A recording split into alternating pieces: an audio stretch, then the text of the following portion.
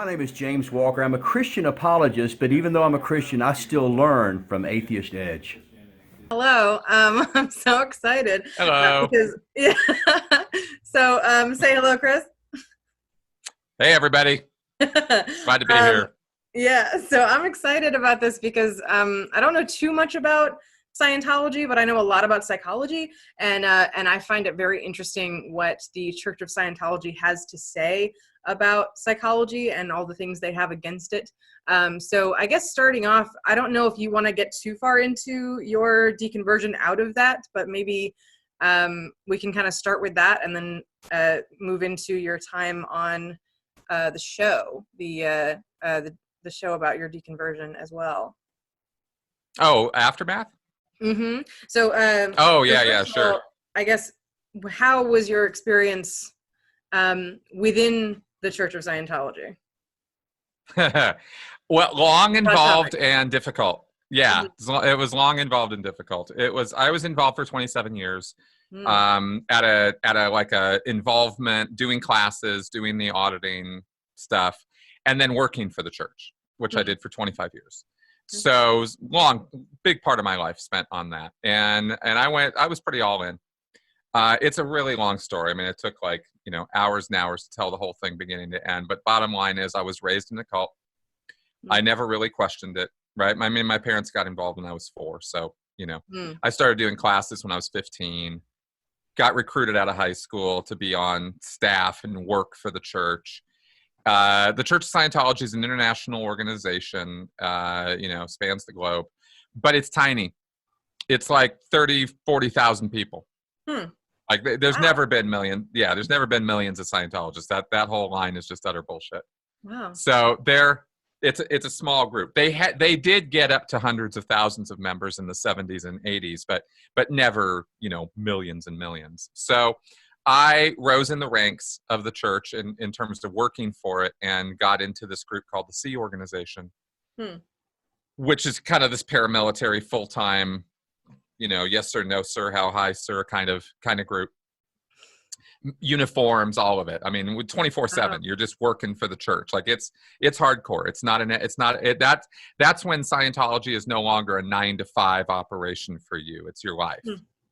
Yeah. And that's what I did for 17 years. So those 17 of those were the Ksw Org. And I left the Ksw Org in 2012, and I left Scientology entirely in 2013. That's when that was sort of the year of finding out everything that I had not known about before. Scientology engages in a lot of information control. So you don't get full internet access. And if you do, you police yourself and you stay away from the bad stuff, and you don't read anything critical of the group or L. Ron Hubbard, and you're just a good chicken, Good chicken. I've never heard that one before. You just be a good little chicken. And I did that. I did that for a long time. And I thought we were saving the world, and that's basically the elevator version of the story, right? Is I thought we were saving the world. I found out in 2013, Scientology is at its basic core level. Scientology is a money-making scam. Yeah. That's what it is. If you want to know what Scientology is, that's what it is. Now, all the religious cloaking that they use, the collars and the raiments and the cross and we're a religion and we have Sunday services and all of this, that's all window dressing. Now, the only people in Scientology who know that are the ones at the very, very, very top. L. Ron Hubbard, David Miscavige. Even L. Ron Hubbard went into falling for his own belief system eventually. I mean, he might have started it as a con, but he didn't end it that way. He went crazy. And he really fell into believing his cosmology that he had created in this whole, dogmatic sort of belief system. So Hubbard was all in, and Miscavige is kind of funny because he's kind of the opposite. He started as a true believer as a kid, and rose up through the ranks in the 70s and 80s, took control of Scientology. L. Ron Hubbard died. Miscavige took over. Wow. And now he's not a true believer, but he used to be. Right. So now from what he does and what he says, I get the idea that he's not really a full believer anymore. really not neither here nor there as far as the big picture goes, but that's kind of the situation with Scientology. So, so that's my background with Yeah. it. And yeah, I'm curious about like your experience individually and kind of, how, I know that you kind of got into it really young, you said. Yep. So they say kind of the age of reason is about 12, but sometimes that doesn't exactly, right? But sometimes that doesn't exactly for a long time. Yeah. Yeah. Just talk Yeah, about. I questioned things. I questioned things when I was a kid. I did. I pushed back. My parents were really good because my mom was a lapsed Catholic from a Catholic, very deep Catholic upbringing, and she didn't want that on my head. She did not want to force religion on me, even Scientology, and which is pretty unique. There's a lot less of that in destructive cults than there is in regular religion. Yeah, but but my mom was pretty cool that way. So she didn't push it on my head. My dad was a little bit more insistent. And so it wasn't until I was 15 that I actually started really getting involved, and I got sold myself on it. They did the usual sales pitch on me, and I fell for it 1,000%. But I was primed for it through my whole life. I grew up thinking we're spiritual beings called thetans. We have this thing called a reactive mind that destroys our ability to think. And we've, all of L. Ron Hubbard's dogmatic ideas I had been raised with. So there were, I'm sorry? Reactive mind? That's interesting. Yeah. Here's where we get into the psychology stuff. L. Ron Hubbard wrote a book called Dianetics, The Modern Science of Mental Health. That's what he called it, The Modern Science of Mental Health. In 1950. It was May 9th, 1950, it was published, and it became a runaway bestseller, honestly, legit bestseller all across America. It was in the media, it was a fad, people were doing it. And Dianetics is a self-help technique where you and another person work together, and you basically go back and recall, or relive, I should say, re-experience incidents of trauma and stress in your past. What you're looking for are incidents of pain and unconsciousness, not just some stress or trauma, but real pain, real unconsciousness. Those incidents, L. Ron Hubbard labeled as engrams. He used that word. And the Dianetic technique is for the auditor, the person who's listening to the person who's receiving the therapy. The person who's receiving it lays on a couch or sits in a chair, and the auditor directs the person's attention down what's called a time track, right? You have this successive memory of all of the incidents that have ever happened to you. L. Ron Hubbard's theory of memory in 1950 was you could have eidetic recall. You could get that. Ooh. And you could get that by doing this Dianetic technique. He claimed that was one of the... Eidetic meaning like accurate? Is that what that means? Eidetic meaning full 3D, full color, full sound, stereo, like a perfect recall of every moment of your life. So for those who don't know, what we know now from memory, the way that memory works in cognitive psychology, that is absolutely untrue. We'll just mention that real quick, that it can subjectively seem like our memories are snapshots and pictures and videos of our history, and that's best approximations. And that is absolutely not true. That our memories are reconstructions that our brains create, and it will add in things. The further back that memory is, the more things will add into it. The power of suggestion, of somebody talking to you and suggesting things that were part of that experience, will be integrated and baked into that memory, and will be indistinguishable from things that you actually experienced versus things that you heard about. And you do see this with like people have stories that they have from when they were really young, and sometimes they're too young to remember, but they saw a picture of it or they heard a story, and they will create that memory as if they really lived it or as if they really remember it. And it can sometimes be completely fabricated. And of course you see this in the legal system of criminal justice, and the legitimacy of eyewitness accounts and things like that. So that is interesting, but obviously this person was developing this theory in the 1950s when we didn't know as much about memory as we know now. But as kind of a side note, there is this narrative of religious motivations that can make the claim that your religion gives you all the knowledge you need or gives you more knowledge than the average person. And so these kind of things go against that, my religious belief kind of trumps your science. And it's like, well, no, you were actually wrong about that. And your God isn't that powerful. So it's kind of snappy. Yeah, exactly. And Yeah. it's even worse with Dianetics because Dianetics is not the religious part. So this is basically a direct assault against psychology and psychiatry, right? Mm-hmm. Hubbard wrote Dianetics and called it a science. And this is a couple years before Scientology, right? Scientology was just a glimmer in his eye at this point. It wasn't yet a reality. So he publishes this and says, I've come up with this new science.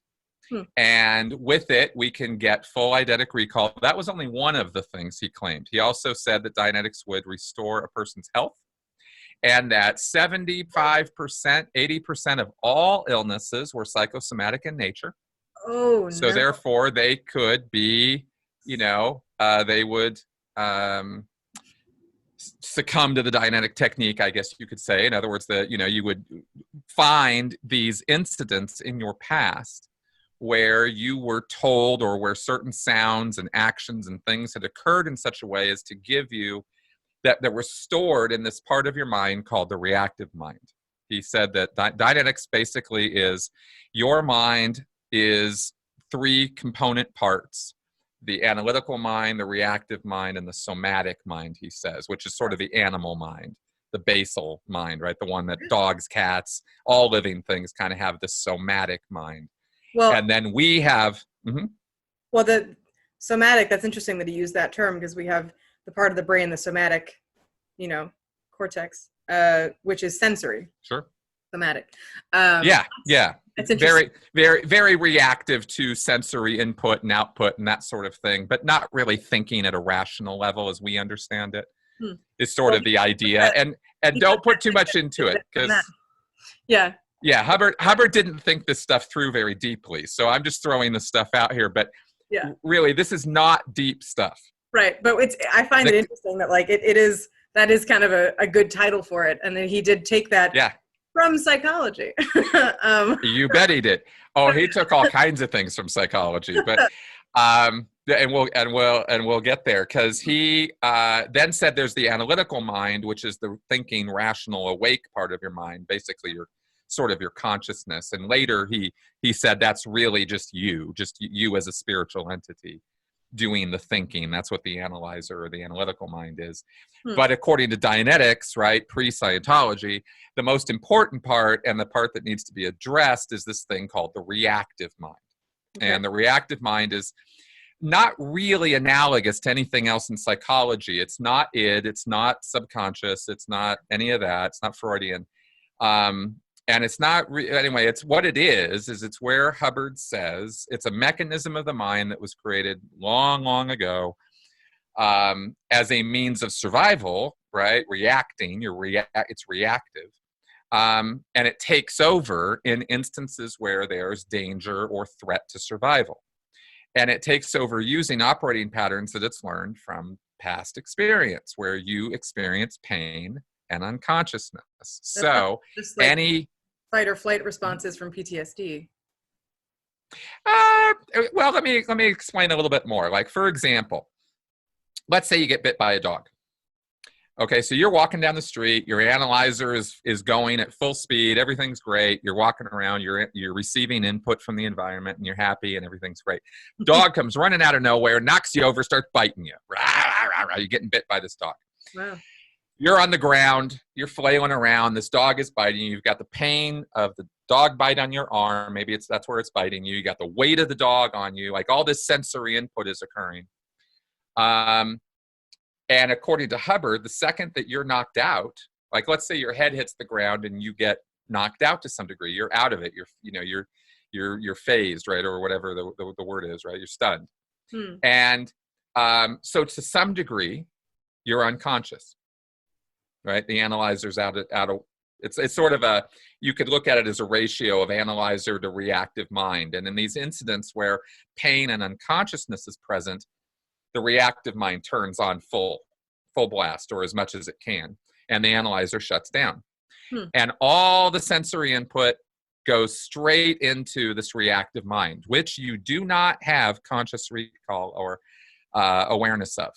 I see. And all the words that are being spoken, and this is where Hubbard said things get crazy, all the words that are being spoken are also going straight into the reactive mind as sensory input.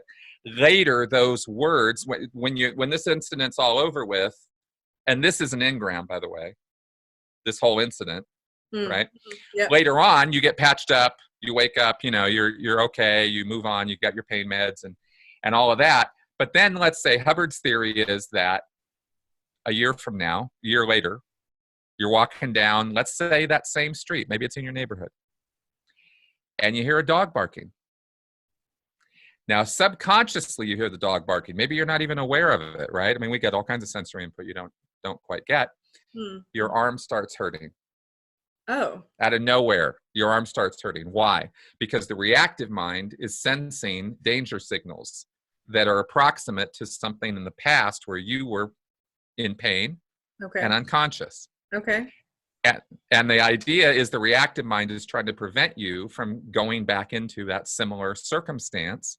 So when the sensory inputs from your current environment start replicating the previous incident of pain and unconsciousness, the engram, it restimulates the engram. This is the language that's used in Dianetics, right? That engram is popped back on.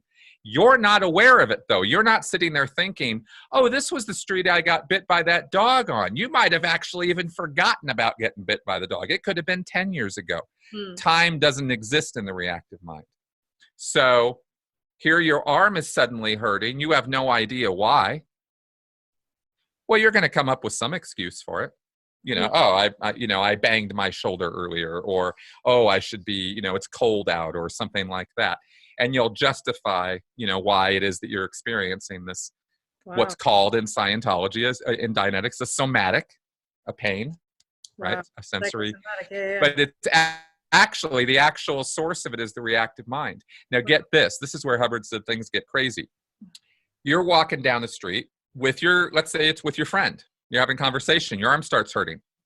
Now, let's say during this engram, somebody stood over you and said, oh my God, I don't think he's going to be okay. He looks really bad. Geez, I don't know if that arm's even going to get better. Oh no. Okay, let's say some idiot says that while you're knocked out. They think you can't hear you, right?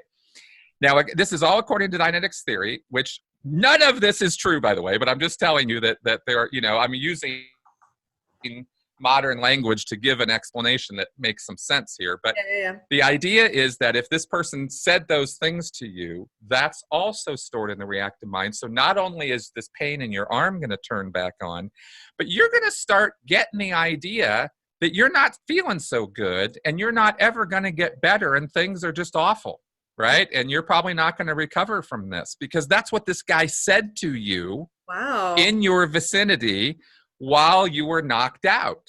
Interesting. So this acts like a command. The reactive mind comes back and feeds you this input in an effort to get you to stop being in this location where you were going to be hurt, because it looks like you're going to get hurt again. Yeah. But you're sitting there talking to your friend about how depressed you are because things are horrible and they're never going to get better. Yeah. So there's a couple things that are interesting about that. So firstly, it does kind of play into what we do know about things like PTSD, and it sounds a little bit like hypnosis too, where you have, and you know, psychoanalysis, where you've got the unconscious and you have things that like have to be like retrieved from the unconscious that you're not consciously aware of.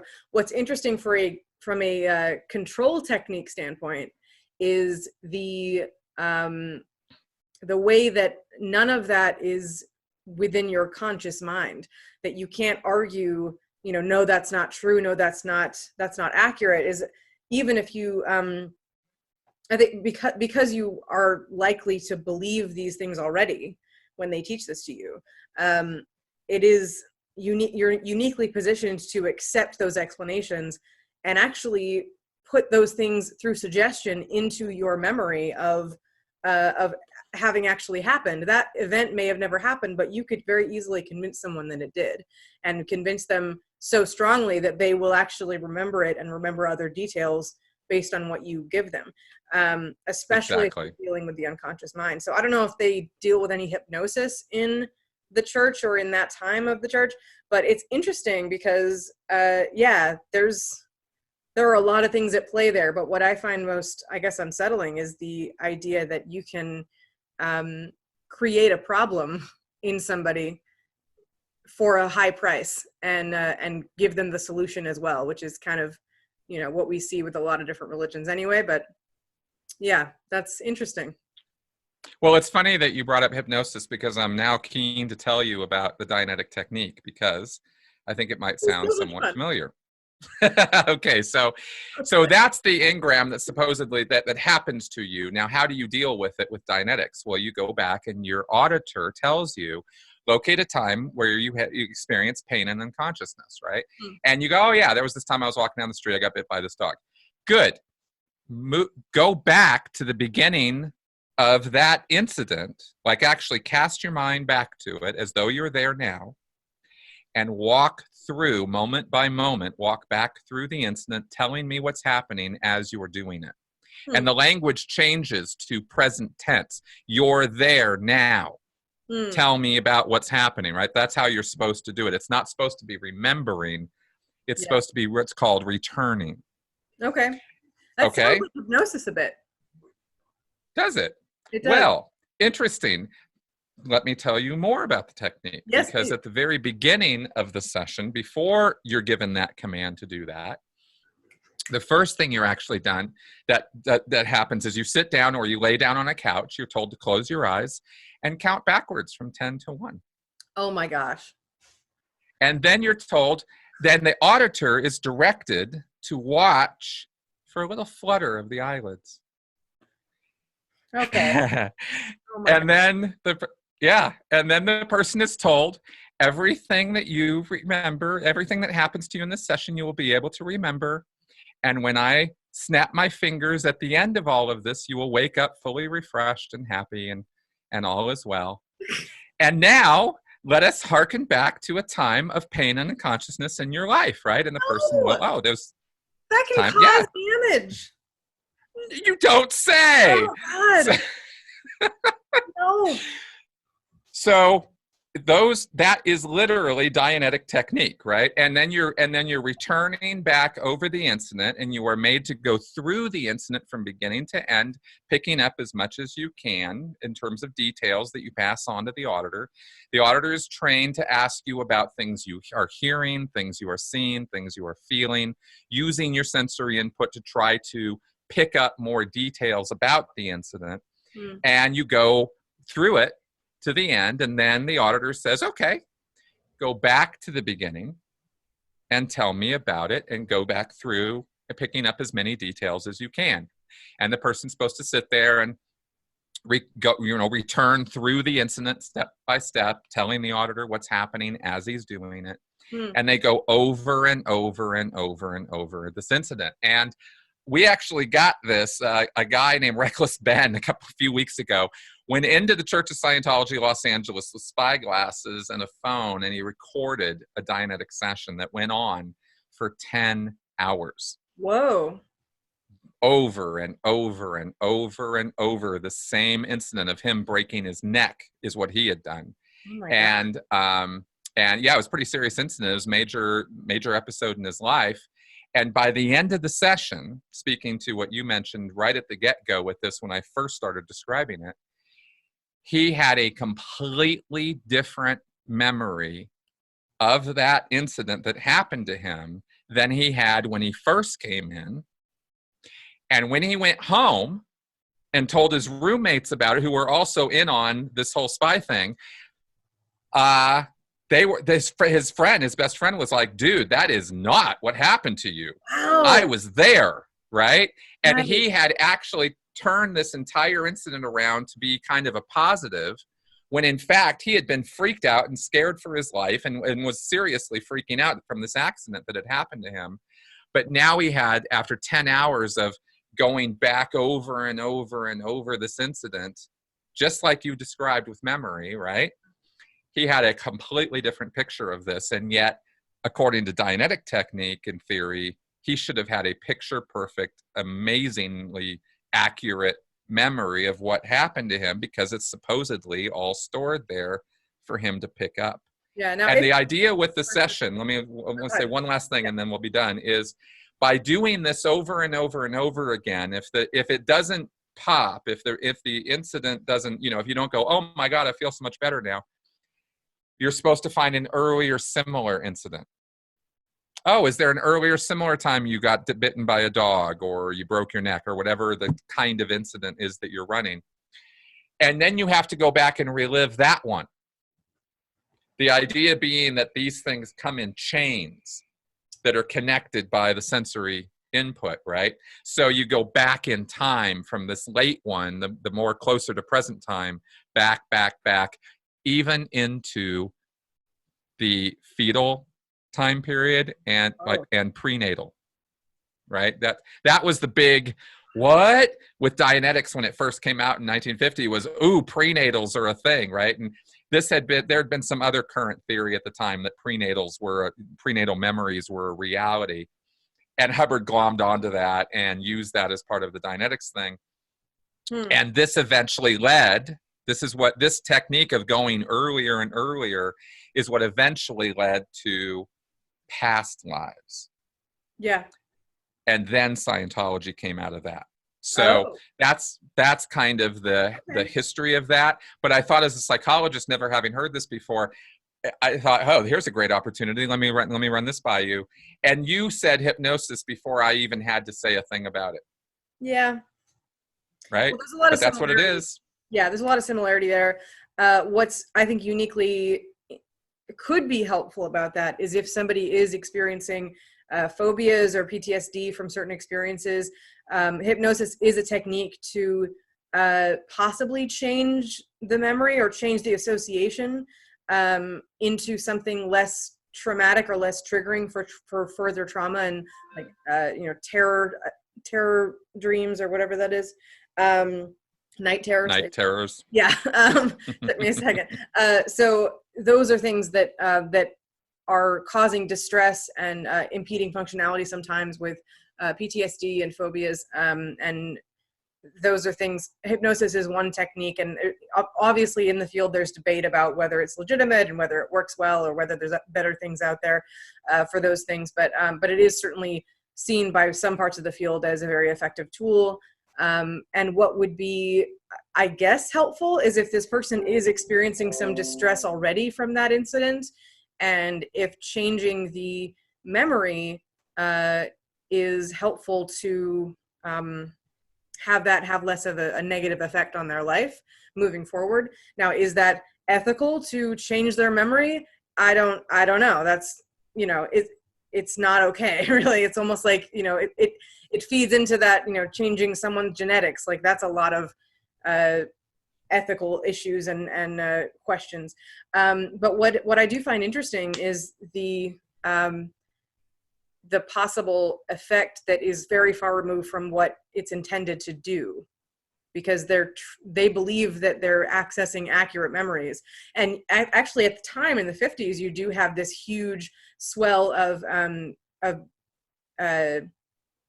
DID diagnoses, the dissociative identity disorder, which is otherwise known as multiple personality disorder. And so there was a time where you had a lot of a huge swell of those diagnoses. And I am a believer in the legitimate diagnosis, but it was very overdiagnosed at that time in history. And this type of technique of not only looking at something that is traumatic, but making it potentially worse, and feeding into these, adding in memories, adding in trauma, and making someone believe that they have multiple personalities and making it real to them is very damaging, and is part of what led to that sort of epidemic and unfortunately, this idea that like that's not real at all. You know, I think it's somewhere in between. But yeah, that's really damaging. And if it's so, on the other hand, if it's not something that's already damaging to them, like if they're creating a memory or making a neutral memory dangerous or damaging, then that is much worse, right? They're creating something that would bring fear. And if somebody comes in and you want to get a certain number of treatments from them so that they'll pay for that, you might consciously or unconsciously create problems for them and give them the cure for a price. Does that make sense? It's a kind of like, ugh, not good, not ethical, not good. No, not particularly. And I'm about to make it 10 times worse, because you are told coming in that Dianetics is going to restore your potential for perfect memory. Oof. So there is no idea during the course of a Dianetic session that by going back over this incident over and over again, going over these engrams, that you are purposefully changing, that they are being changed. Right. That understanding is no part of that picture. What the understanding is that by developing this like a Polaroid picture, is an analogy that is sometimes used, you are developing what is there in the memory. It's stored there, right? Sorry. And you're developing it, Yeah. right? So you get a crystal clear picture at the end. It might have been a little foggy at the beginning, right? And that's how you are indoctrinated to believe. And I use indoctrination advisedly because there's a lot of education that goes along with this whole process. You don't generally just take somebody off the street, sit them down and say, you know, find me an incident of pain and unconsciousness. Right. You have to indoctrinate the person as to what's going on. So you're told about the reactive mind, analytical mind, right? Yeah, that there's these mental image pictures. That's what they're called, mental image pictures that are stored in the mind. And there's engrams, and then there's times that engrams, that the situation of approximating an engram happens, and that's called a lock. Like that time you're walking down the street 2 years later, that's a lock on that engram. And there's all this terminology and all these concepts. But I have to stress that despite all, you know, regardless of any of that, you are told going into this that the sole problem that you have in your entire life is your reactive mind. All of your sicknesses, chronic pains, illnesses, diabetes, leukemia, bad eyesight, cancer, all of these things. This is all out of the book Dianetics, written in 1950. They haven't changed a word. All of it will succumb to Dianetic technique. Wow. Because all of these things are caused by engrams, most of them from your childhood. And now, of course, with Scientology, most of them caused by shit that happened in your past lives, right? Hubbard said that the stuff that goes on now on planet Earth is tame compared to the stuff that went on 10 million years ago, you know? So, oh yeah, it's measured in quadrillions of years. That's how old the universe really is. Oh my God. Scientology. So, oh yeah, it just gets better. I mean, this rabbit hole goes deep. But so one thing that I do know about hypnosis too is that when you have like when you have even clinics or performers of hypnosis, someone is either naturally susceptible to that or not, and so you have kind of like an openness. And I wonder if that kind of priming of those people, of bringing them in, is either weeding out the ones that won't be susceptible or making them susceptible through indoctrination. Like I wonder if it really eventually through that process makes anybody susceptible, or if, you know, they realize through that process that somebody just may be particularly critical thinking and not be able to be. But that is interesting that, you know, it seems very conscious decisions here of what the organization finds effective for their purposes. Yes. And this was all Hubbard's brainchild, right? From 1950. And the other aspect of this that I wanted to highlight is that when you are hypnotized, you are told you're being hypnotized. You're going to a hypnotherapist. You know exactly what's going on. You know exactly what the procedure is going to be. It's called hypnosis. And everything is very, sort of informed consent. Yes. With Dianetics, you are being hypnotized and you are being given pre and post hypnotic suggestions, right? Like all this indoctrination is priming you, as you mentioned. Yes. So you're expecting certain things to happen in a Dianetic session. Yeah. You're expecting to find incidents of pain and unconsciousness. You're expecting that whatever incident you find is going to be the causative agent for some sickness or illness or something you have, some non-optimum condition or situation. And you're going to you're automatically, because you're being told this, you're going to connect dots that don't connect. But you're going to connect them, right? Oh, this is why I can't talk to people, or oh, this is why I hate my Aunt Marge, and so you start connecting these dots automatically just because of the pre-hypnotic suggestioning or priming, and then afterwards, the auditor during the session and after the session, and the salespeople who see you afterwards are all in on this, so they're going to reinforce all of the conclusions that you've made about it, so as to solidify your new memory of this time in your past and the significance of that incident to you now. Yeah. So what's worrying about also is, I'm sure that all of the people that perform this are, ethically trained clinical professionals, correct?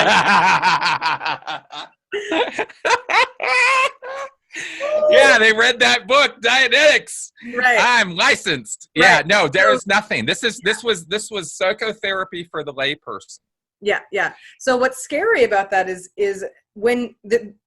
first of all, hypnosis is still performed today in clinical settings, and sometimes like performance settings where it's less deep, but they're in a clinical setting, they are trained knowing the power that this can hold.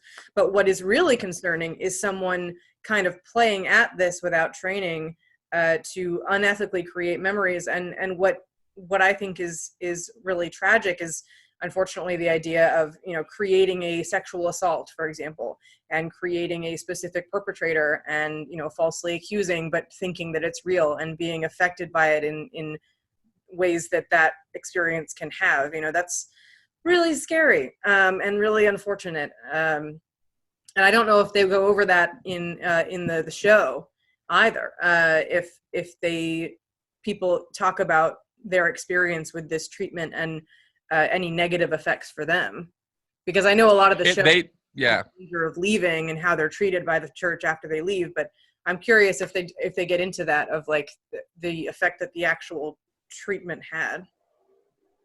Yeah, unfortunately, not enough. I thought they certainly did cover this material. It was there were a lot of hard choices made on the show, which I was not involved in, as to what was and wasn't going to be shown.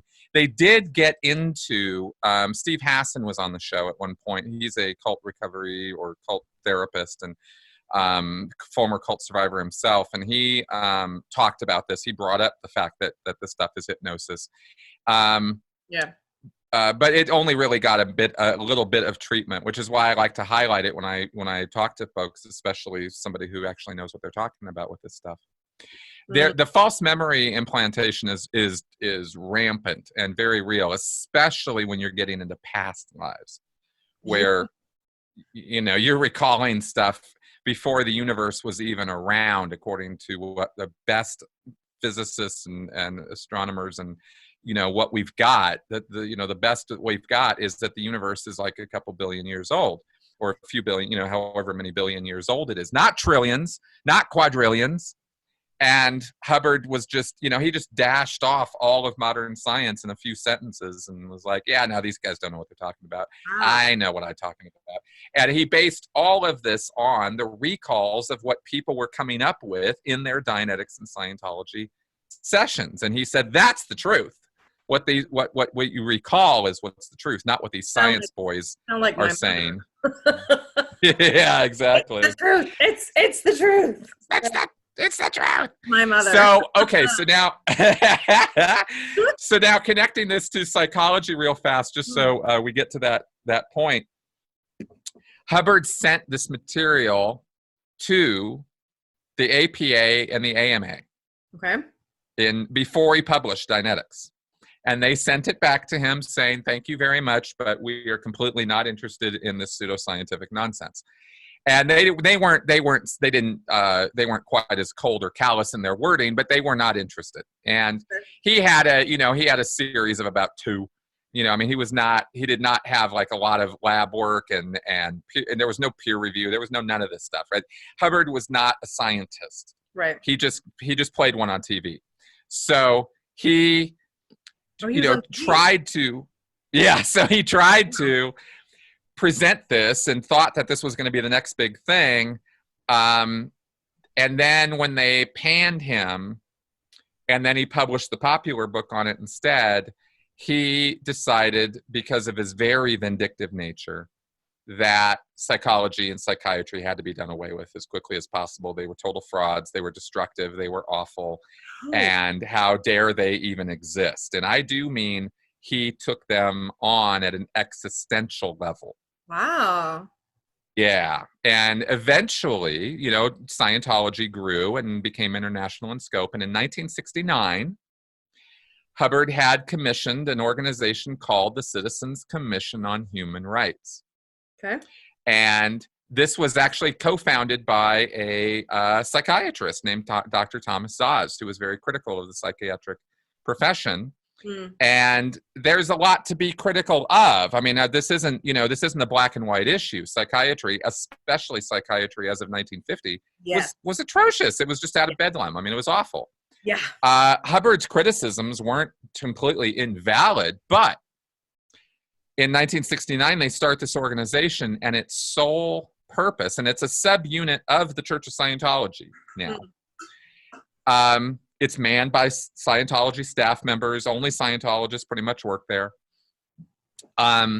Its sole purpose is to eradicate psychiatry from the face of the earth.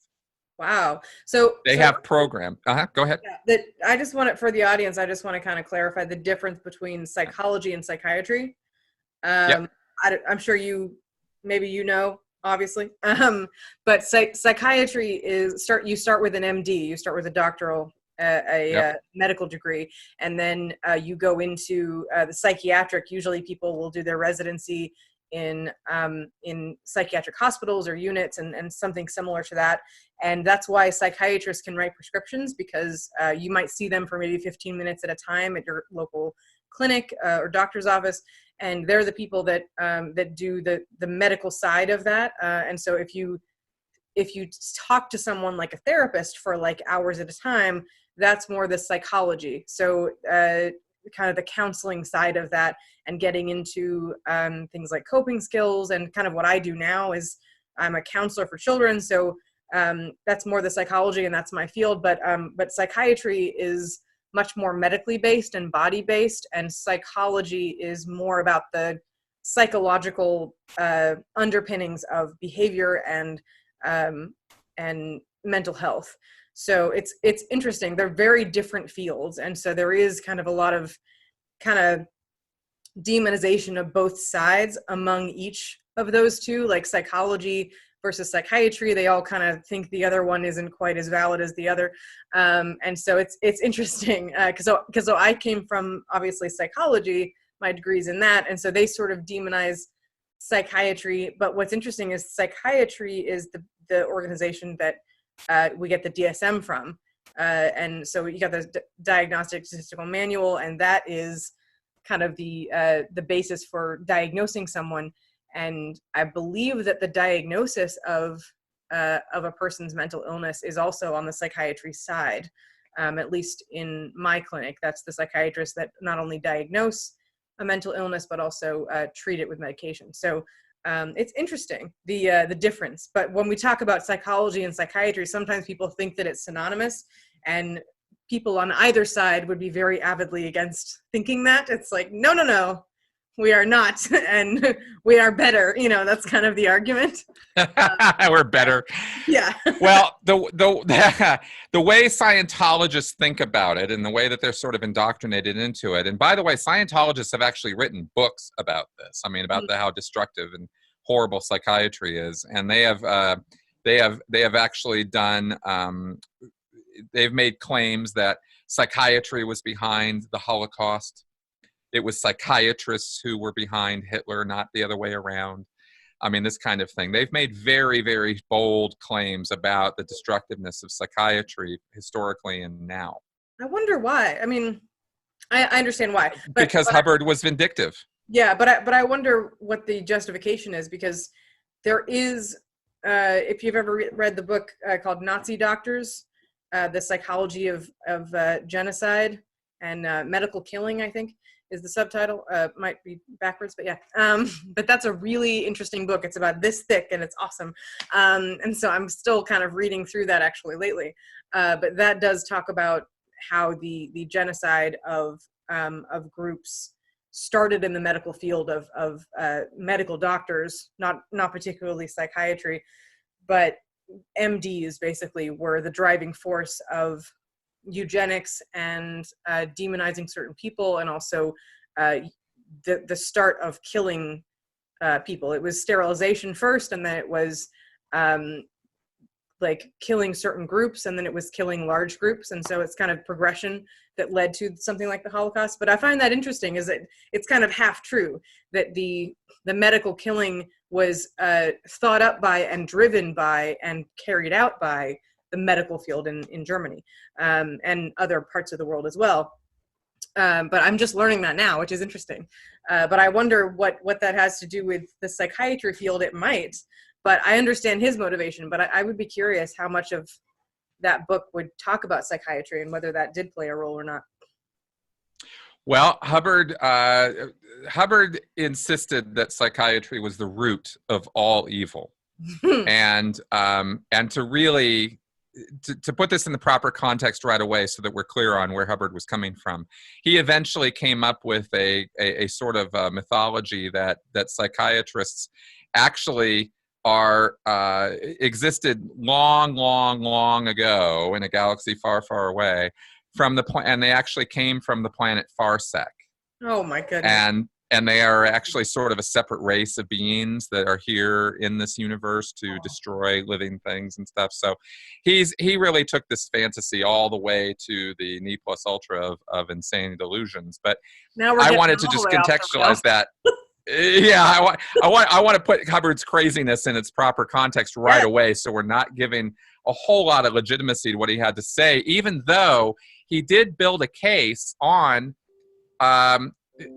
valid barbarisms that existed in what this so-called field of psychiatry, right, and mental health care that goes back to, revolutionary times and et cetera. I mean, this goes back all, pretty far, a few centuries.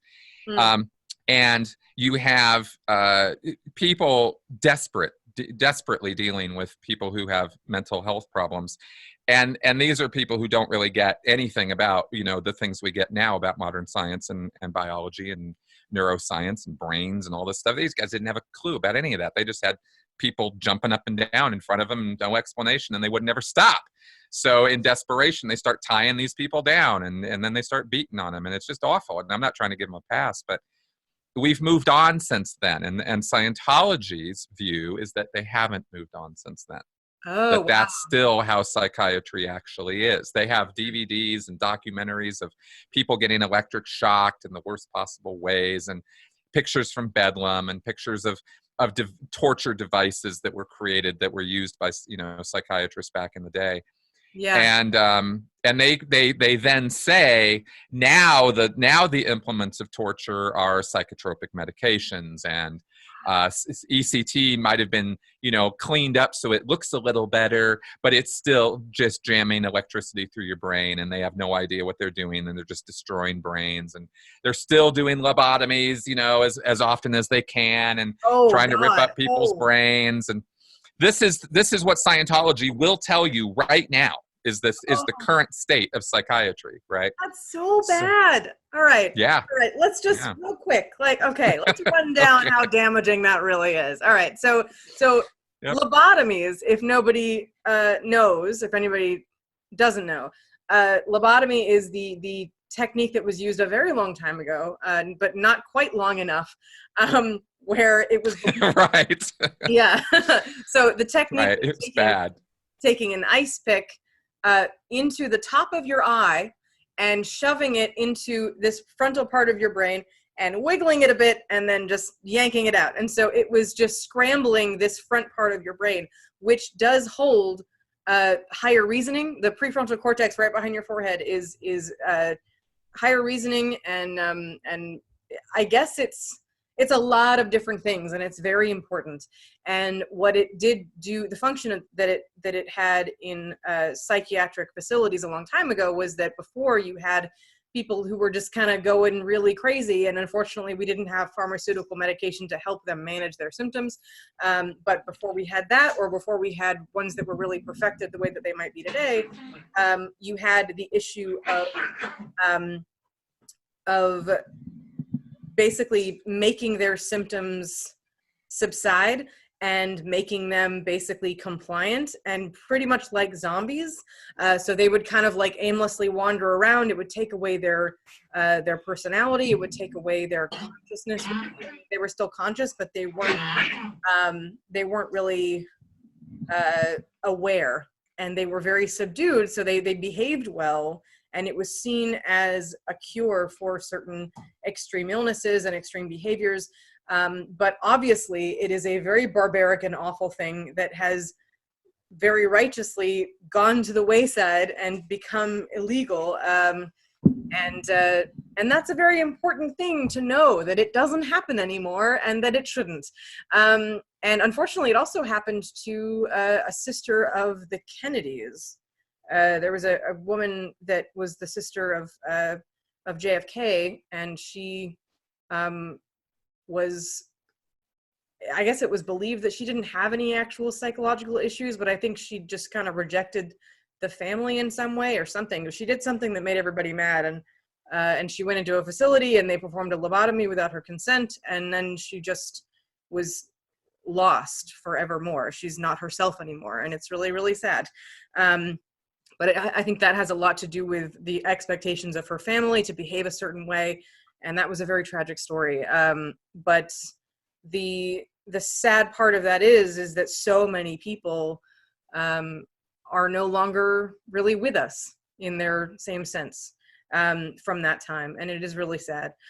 So we do know a lot of things from brain damage, from people having lesions and injuries, and we can, that's another talk about what that has to do with the concept of the afterlife and about consciousness and about who we are and who we really are versus our brain anatomy making us who we are and all that, free will and everything. It's a lot of topics there, but it's a very important, it's an important piece of history to know, but also to know that it's not there anymore. And if you do want to give a narrative that like, oh, look at the barbarism of this field, there is a lot of material that you could point to, including the early concept of mental illness stemming from demonic possession. And there was actual torture that would be, that patients would be subjected to in order to make the devils so uncomfortable that they would leave. And so you had not only the torture of people to make those demons escape, but also cutting giant holes in the skull to help them escape as well. So there's a lot of barbarism that is in the history of psychology, but obviously none of that's performed anymore. And me being in the clinical setting, I can attest to that, thankfully. So yeah, very damaging that there's a concept that like this is who they still are. That's not good. Oh, very much so. They have a road show. I mean, they go around with a little museum of death, is what they call it.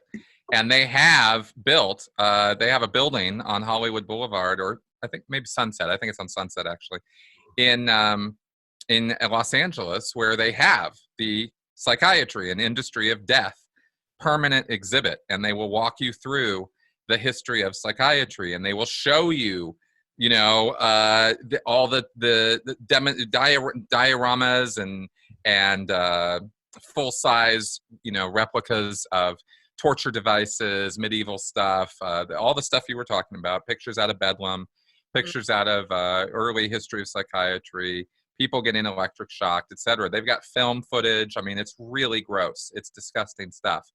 Pavlov's dogs, kids being hooked. I mean, just really gross stuff. So Skinner's work, you know, so they you know, they loved ragging on the behavioralists, and honestly, so do I.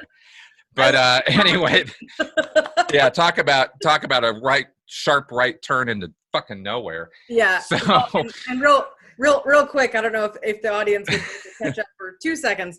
Never 2 seconds.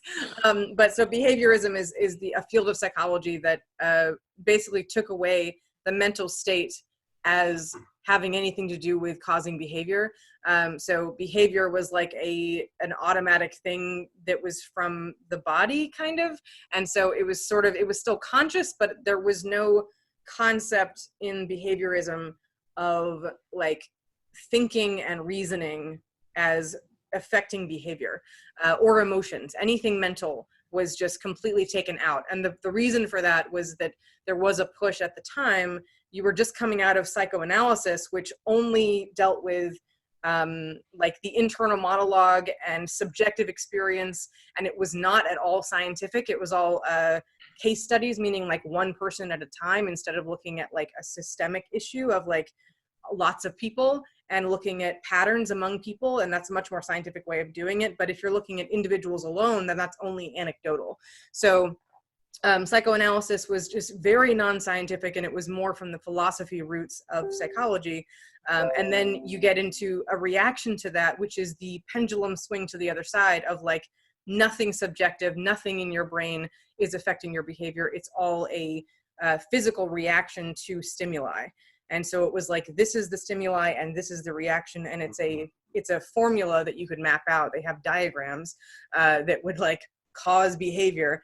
And so behaviorists studied stimulant and response.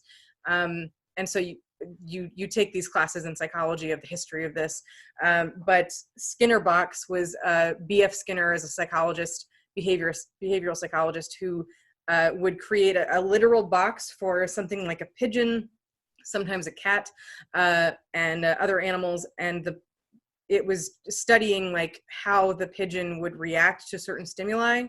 And then Pavlov's dog, Pavlov is another, I guess he was a doctor actually, an MD, but he studied operant conditioning.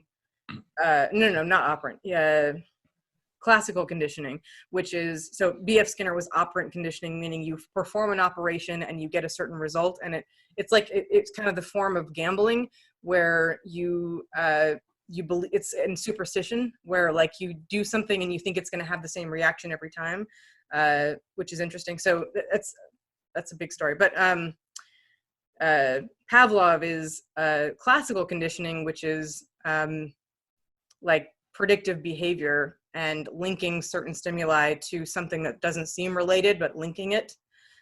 So I just went in over a lot, but it's just interesting. The behaviorism is a very interesting thing because it takes away basically psychology, but it's a psychology field.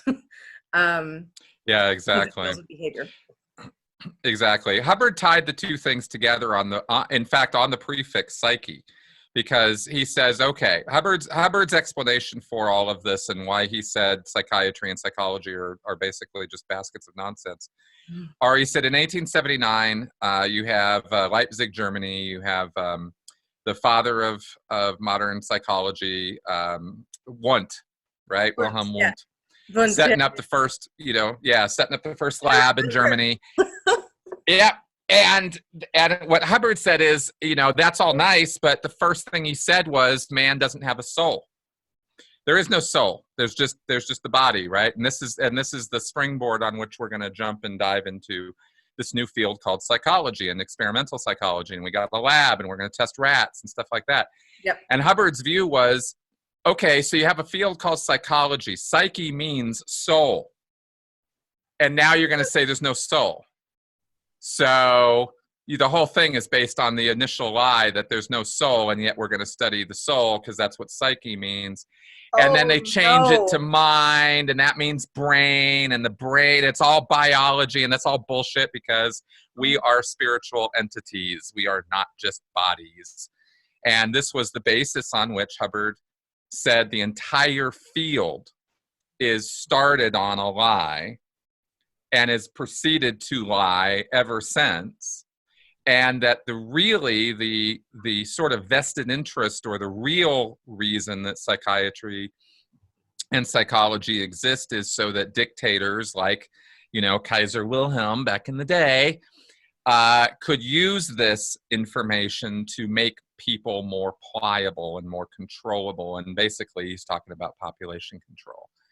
And we have to admit, of course, that psychiatry and psychology are used for that, just to one degree or another. I mean, you certainly have a whole bunch of psychologists employed on Madison Avenue. Yeah. And if that's not population control, I don't know what is. And I don't mean to get all nefarious and conspiracy minded, but it's kind of interesting, isn't it? When you start thinking about some of the ways that these principles are utilized, it's not just therapeutic. So, again, Hubbard's playing with the truth. Yeah. But then like all extremists and all cult leaders, he takes it to a ridiculous level. It's already bad enough.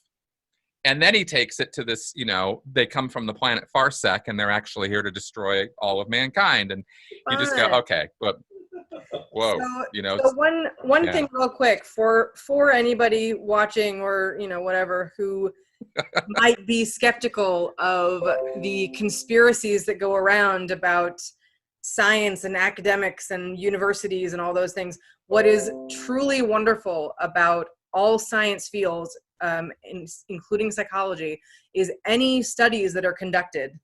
When you publish a study, you publish every single thing you need to replicate that study. And so if you are able to get training, if you're skeptical of all of this, you can get training to either perform these yourself or to at least read the academic papers and understand what all the terminology means.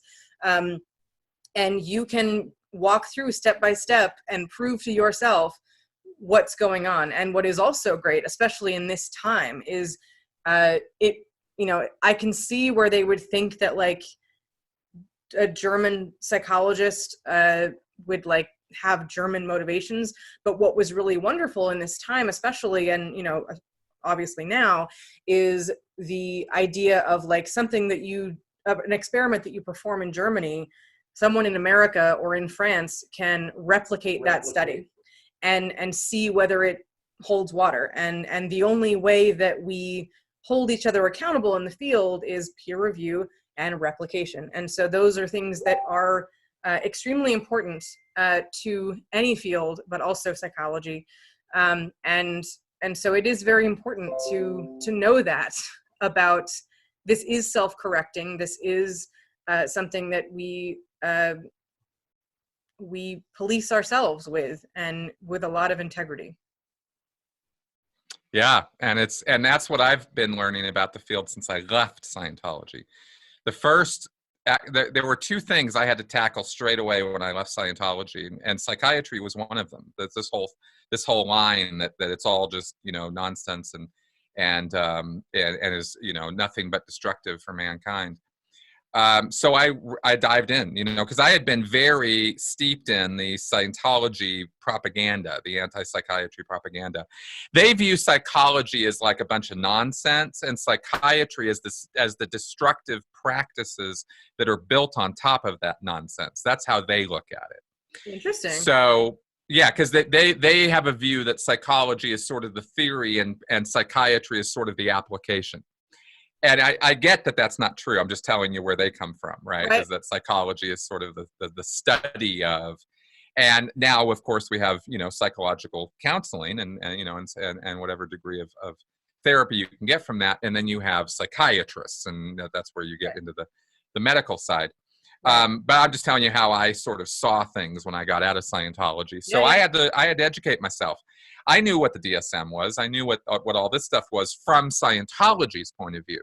Now I had to go, okay, is there any good in this? Is there anybody doing anything useful in any of this? Is this really all about transorbital leucotomies and ECT and just shoving as many pharmaceuticals down as many kids' throats as we could find, right? Yeah. Because that's how it's presented, right, in the world of Scientology. And again, you know, they're building a case on half-truths. I mean, there is over-medication. There's all kinds of problems. So Yes. you go look at that and you go, okay, there's issues. I get it, you know. Mhm. But after I read a few books, looked at a few things, right, I started realizing, it started dawning on me, oh, no, they're not all evil people from the planet Farsec. Actually, they're just regular people who are trying to help some other people out. And maybe some of it's misguided and maybe some of it's, you know, based on questionable principles, but at least they're in there pitching. And the field is progressing. It's a slow progress. It's a teeth gnashingly slow sometimes. Yes. But I get it, and it's moving forward, and it's an honest field of inquiry that's trying to do something effective. So once I saw that, I could drop all the kind of Scientology hate, because it's an unthinking hatred. I mean, I was very steeped in why Scientology hates psychiatry. Most Scientologists don't go down the rabbit holes I did, even as a Scientologist, right? I read all the books they did. I watched all the DVDs they made. I was all in on it, you know, and then I was like, oh yeah, no, maybe this isn't so true. Yeah.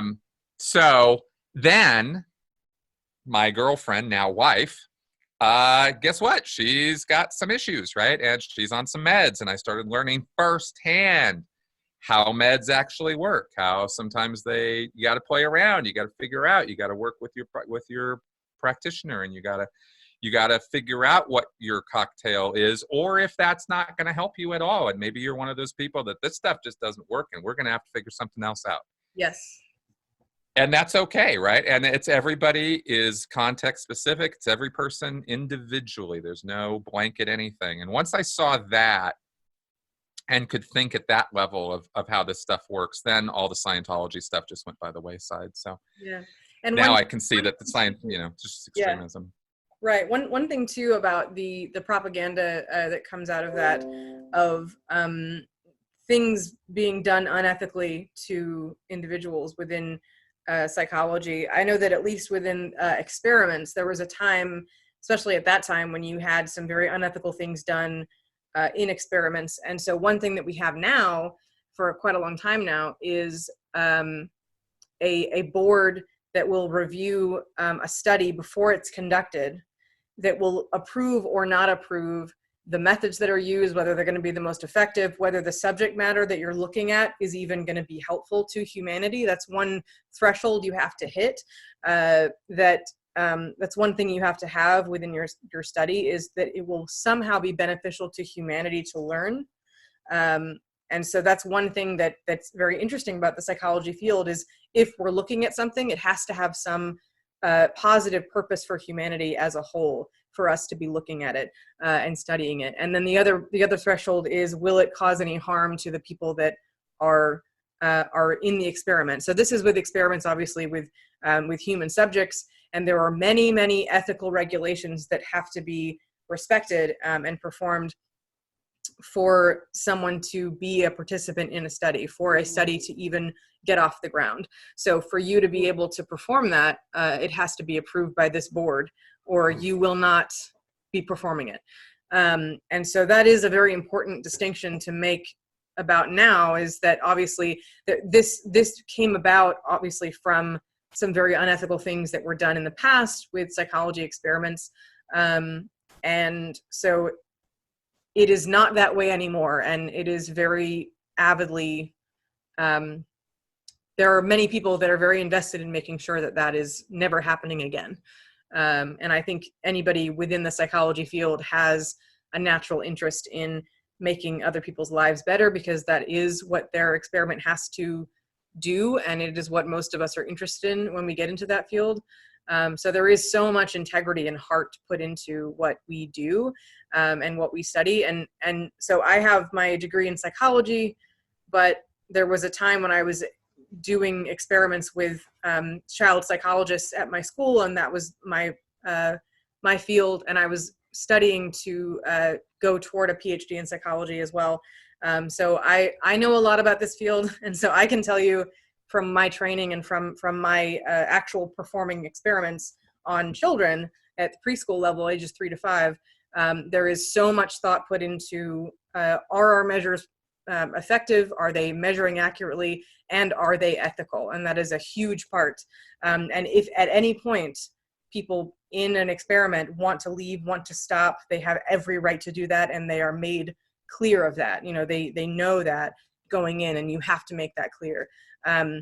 So what's interesting about psychology is, in order to get to certain aspects of someone's psychology and to learn certain lessons, you have to be deceitful in some way. You have to kind of put them in a situation where they won't be aware of what the experiment is really measuring in order for them to get an accurate picture, and there are reasons for that.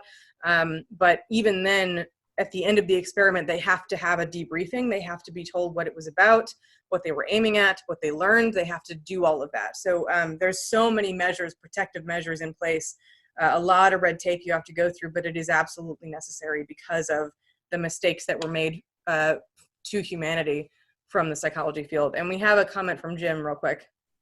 Do psychologists and psychiatrists have to take the Hippocratic Oath? Psychiatrists would as medical doctors. Yes, I know that psychiatrists would because they have an MD first. But I don't know that psychologists. I don't think psychologists. And what's performed most of the time, experiments that are done in psychology are done in universities. That's usually where the funding is and where the participants are, usually all those things. So I don't think so. But again, the Hippocratic Oath is about an ethical oath that you take. And there is a board making sure that you behave ethically and that your experiments are structured ethically. And obviously within the clinical setting, if you're a psychologist and you have like a private practice or something, then you do have ethical guidelines as well. You're constantly under their scrutiny. It's kind of like the Bar Association for lawyers, right? They're constantly monitoring you for ethical violations. Well, you're licensed. Yeah, you're licensed. You have to be licensed, yeah. Well, in a clinical setting especially, you'd have to have a licensing. Yeah. And actually, we're dealing with this now, or not, maybe not now, but recently, with this new documentary that came out on Netflix. A kid named Gabriel was being seen in, I believe, California, by some social workers. He was being evaluated, and there were some calls to his house, but he was being very brutally abused by his mother and her boyfriend. And he eventually was killed because of these protective measures, societal measures that weren't effective enough to pull him from that house in time, and weren't effective enough to see the level of abuse that was happening and to see the predictive signs that this would eventually happen. And so what's happening now is those social workers are going to court, and they're being charged with neglect that led to the death of a child. And so there are legal things in place that if you make certain mistakes, you can go to jail, even if you release protected information, protected health information, what we call PHI. Every year I have new hours and hours of training on protecting PHI and what that is and how to do it and what are the consequences, the legal penalties of just releasing someone's name and the fact that they're getting treatment from this facility. That is protected information. And as is everything that you get out of the treatment, all the information that we learn from the treatment and all the personal information, all of that is protected health information. And so we are very trained to protect ourselves and protect our clinic from legal ramifications of releasing that information, of even accessing it ourselves without a medical reason. If we access information about someone else without a reason for our job, then we are getting in trouble for that. So there's so many protections in place that we could talk about forever. So anyway. Fair enough. Yeah, good times. Yeah, Scientology is just basically kind of crazy on this subject, you know. And like I said, it all springs from the fact that Hubbard was rejected.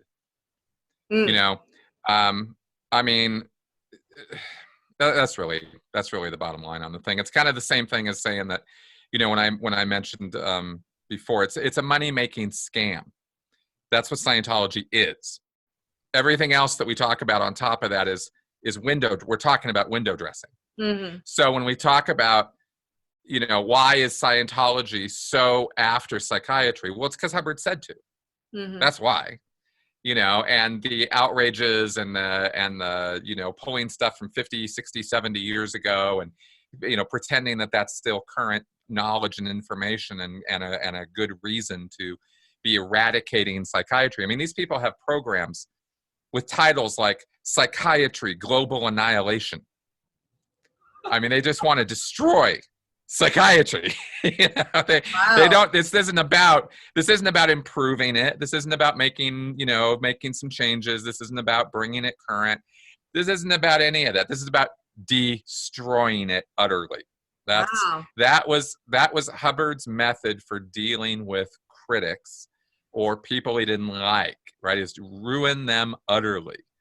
That was his attitude. So they're not interested in a, you know, let's meet in the middle, let's find common ground, let's do something, you know, that's not what they're about. And again, I'm stressing this because I want to stress that Scientology is a destructive cult. It's not a reasonable group of people. So they're going to have extremist ideas and extremist solutions for things. And that's the solution they present for psychiatry. They mistakenly believe that the hypnotic procedure of Dianetics and the other nonsense that's built into Scientology, and there are layers and layers and layers of it, they believe those things are the solution for mental health problems. Within the world of Scientology, they still think Dianetics is the modern science of mental health. You know? Yeah, and also so as well, right? What's that? Also, you were mentioning things like cancer and physical ailments that would be. Yep. That's right. That would be that the too. As well. Yep. 75% of all physical illnesses or ailments are psychosomatic in nature, according to L. Ron Hubbard. So it must be true. Oh God.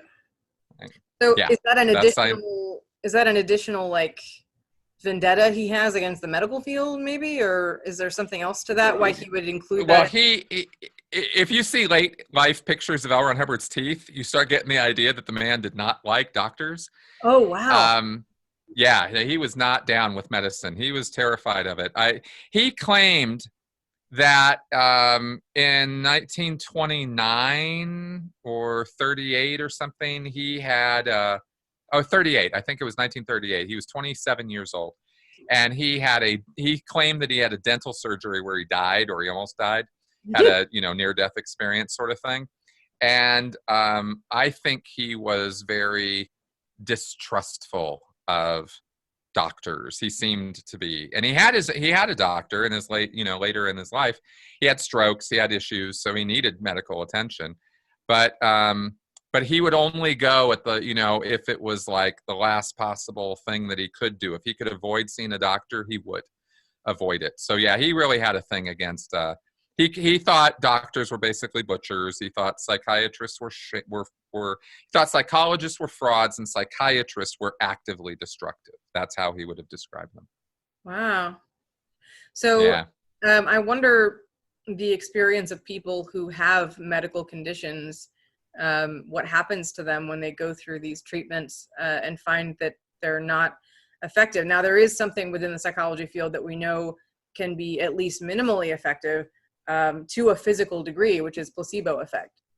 And I'm sure you know all about that, but there's, for those who don't know, placebo, when you talk about a placebo, and what a lot of people don't really know about that is that basically you can give a sugar pill to someone and tell them that it's for their heart condition, and their heart condition will actually improve to a certain degree. And for someone, for a pharmaceutical company to get a heart pill out there, you have to show through scientific experiment and double-blind studies, which is, a whole other talk, that this pill will be more effective than the placebo effect. So they give a sugar pill to one group and they give the real pill to another group, and they compare them. And if the improvements are statistically significant to be higher than or more effective than the sugar pill, then that is the only reason that a pharmaceutical pill will get onto the market. So unfortunately, this level of scrutiny is not put on herbal supplements. And so it's really scary what's on the market and what is for sale and what is and isn't in those pills, because there's not a lot of regulation to say that there's any small percentage of what they say is in that pill to actually be in that pill. It could just be a sugar pill or a chalk. And unfortunately, because of the placebo effect, those things will be minimally effective, just not as much as real medicine. So that's a whole nother talk as well, but just to put that out there, that I do think that there could be some subjective credibility lent to the methods of Scientology just from the placebo effect. If these people truly believe that these things will help them, you will see physical differences, physical improvements, even though they wouldn't be as improved as real treatments. Well, I'll add to that by saying that what you get in Scientology is temporary relief at best. There have been plenty of cases, just like faith healers, where in the heat of the moment, the person can walk, talk, whatever, they're suddenly, healed. And similar things have happened after, auditing sessions where the end result of the whole thing is a euphoria. That's the mindset they're shooting for with the counseling. And the session's actually not over until you experience that. And that's why sometimes sessions will go for 10 hours. Oh, wow. So, yeah, it gets crazy. It's not like you can just get up and walk out of a session in the middle. You don't have that freedom, right? Until the auditor says you can get up and go. You cannot just get up and go, even to the bathroom. So it's a very controlled environment. And I believe that Hubbard was actually trying to beat placebo by using hypnotic induction to get a higher percent than placebo, because he knew about placebo. He talked about it in one of his lectures. He said, all you fools are going to get 20, 25, 28, whatever the placebo percentage is. You're just going to get that automatically because you can tell anybody anything and a certain percentage of them will respond. He said, what I want out of you guys is 100% effectiveness, every single case. And I bring that up because I wanted to ask you, are there any cures in psychology or psychiatry that are 100% effective? Absolutely not. No. Surprise! Yeah. And, right. Yeah. And so there is a reason that not only are there different philosophies that psychological treatments are based in, different fields of psychology and different theories about why they work and why they don't, but you also do have lots and lots of different treatments available, and different treatments work for different people, as do medications. And just as a quick little PSA, medication is something that takes some time to get right, as you were saying about your wife, that it is a trial and error process, and we are not cookie cutter individuals, and medication is not either.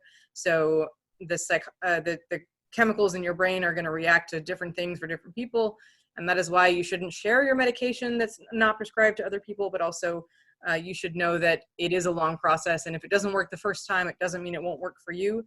But if it doesn't work after you've tried it for a while, that's okay too. It doesn't work for everybody. But it's something that's worth keeping at, and they'll change what medication you're on, the amount of medication you're on, and when you take it as well can be effective for different medications. And so it is important to kind of keep at it and give feedback to your doctor, let them know what your symptoms are, what your side effects are, and whether it's helping, whether it isn't, and they will tweak it for you. So that's something that's very important to know. Big time.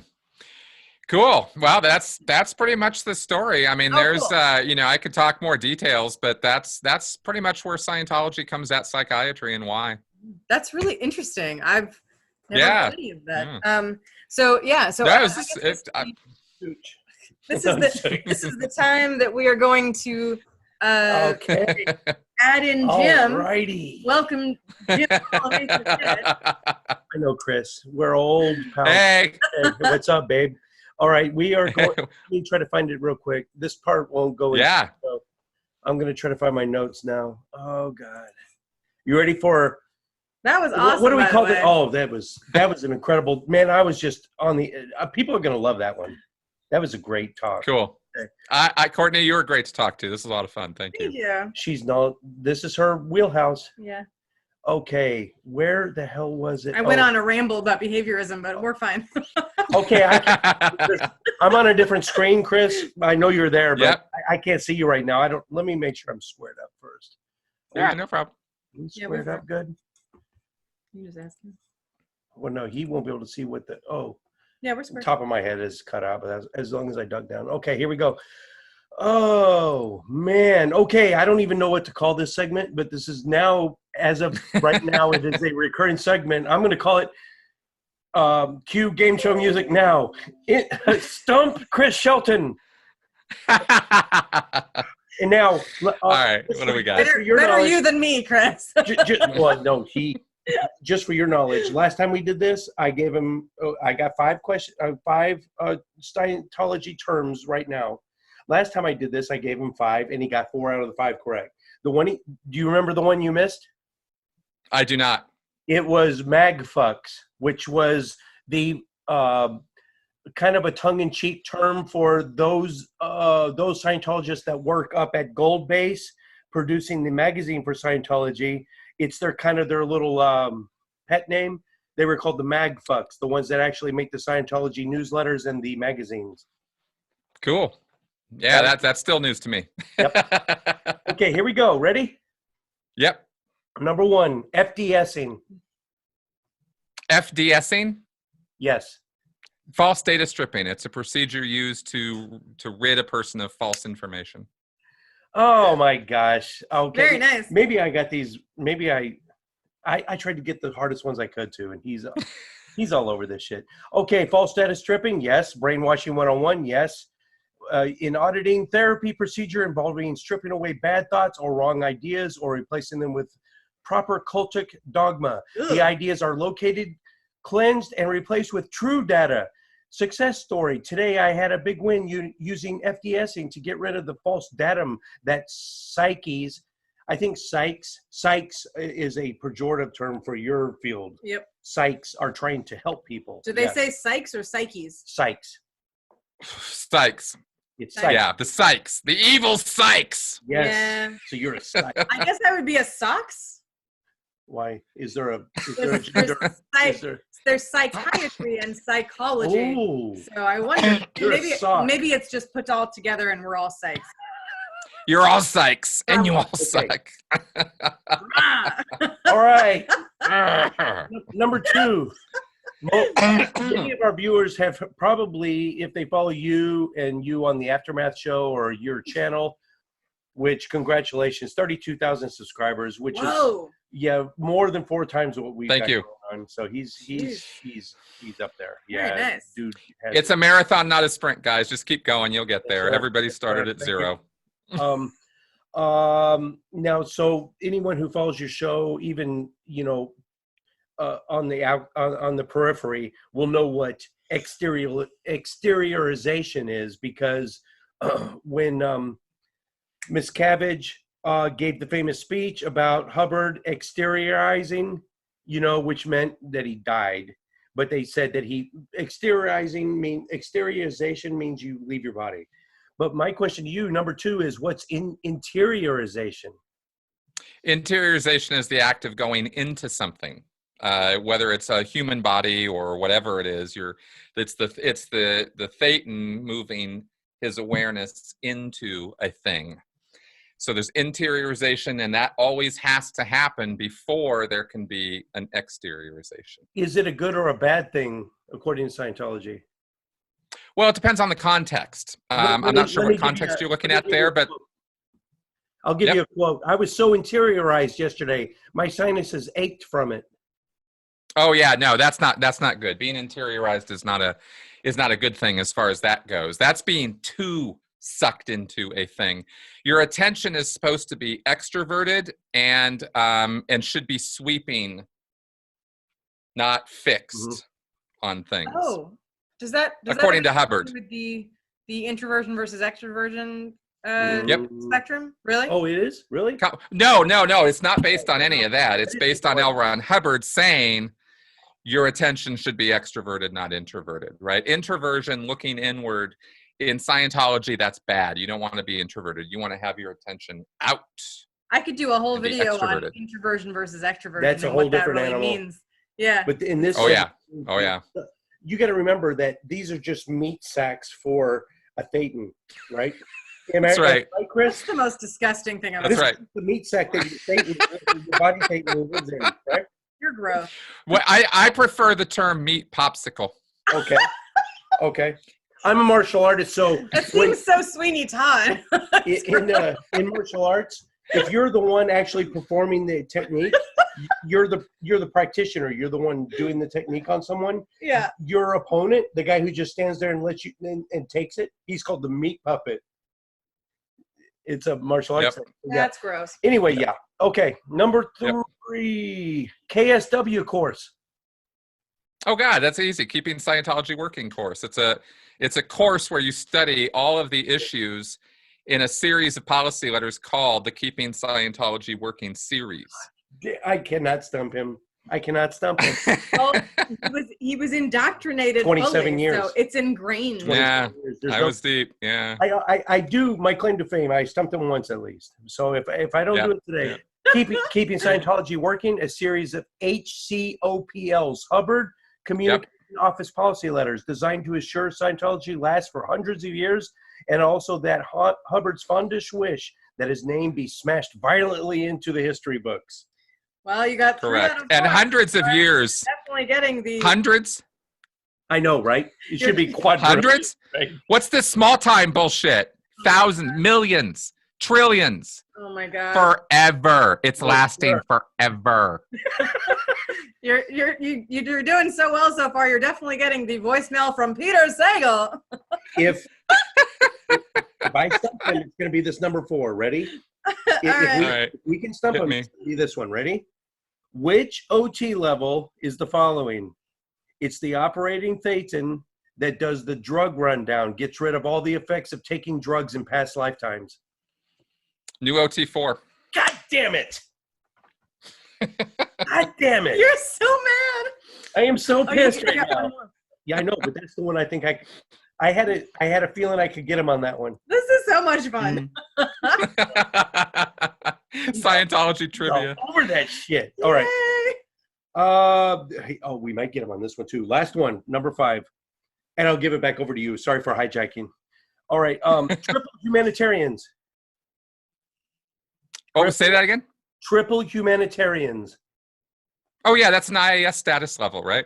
That's the International Association of Scientologists donation level for Yes, but having what is given. the dollar amount that gets you to that level? Oh, the dollar amount. I can't tell you that. You got me on that Take a one. guess. I don't know the Take a dollar guess. amounts on it. Triple humanitarian. I'll give you a hint. Triple humanitarian. Yeah, no, I get Right. it. I'm not sure if humanitarian is 10, 20, or 25, Listen, Chris, listen. or if I'm way off on that. Triple, But try. TRI is Greek for what number? Try, like triangle has how many angles? well, the 3. So what Yeah. dollar level you think? It starts with a 3. Ah, God, well, if you're gonna give it to me that way, is it 30,000? Nope. No, 300,000. Yes, sir. Good Right. job. Thank Okay, you. there we go. Thanks, guys. Yep. Okay, you can wrap it up. I'm sorry. Well, Jim is always good for a. Exactly. Love that trivia. And I'm That always is interesting. for a psychology lesson. Exactly. Well, this has been an absolute delight. I really love you're bridging the two things of psychology and history, and then a little bit of religion in there, which is so much fun. So you're just saying everything that I love in one Awesome. and I love it. Awesome. So yeah, I guess that's mostly anything you would like to talk Plugs. about on this topic before we go to plugs. No, this is good. I think we covered a lot of good material here, and I haven't had a chance actually in all these years to really talk to a psychologist about psychology and Scientology. So this has actually been a lot of fun. So thank you very much for your time. Yeah, and I wish, I would like to go to that museum of the history of psychology, but I think I would also be super depressed by all the little sprinklings of propaganda and false information about what's still happening.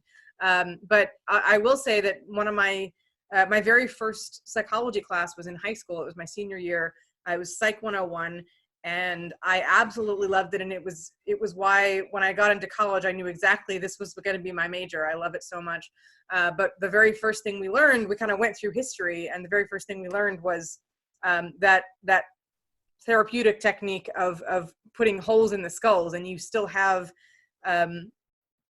skulls that you can find that have those holes in them, and I'm sure that's in their museum.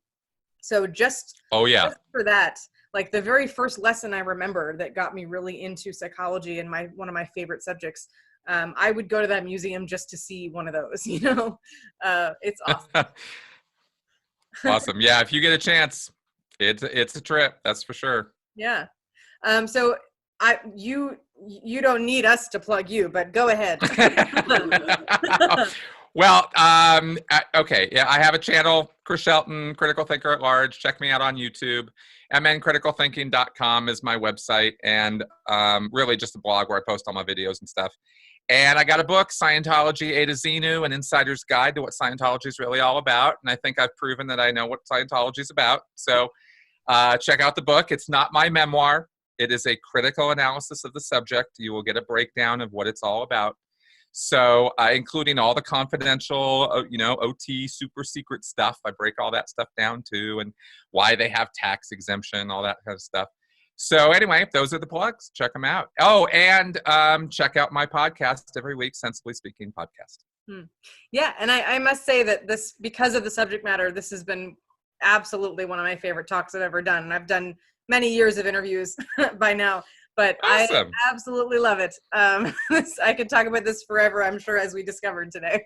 So thank you so much for coming on the show. One of our little, our heroes above us all. And I really appreciate it. And thank you so much. Thanks, Chris. Thanks to our audience for watching Atheist Edge.